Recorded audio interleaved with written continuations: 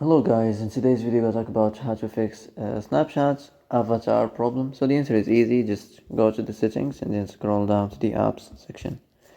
And then go to the search and search Snapchat.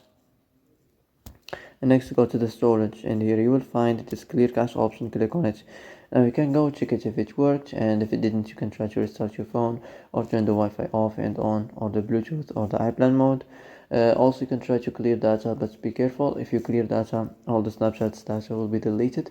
This includes all files, the settings, the accounts, the databases, etc. So be careful if you want to clear your data.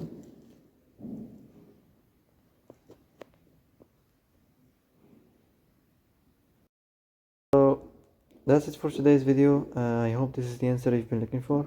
If you like this video, don't forget to like and subscribe, and see you in the next video.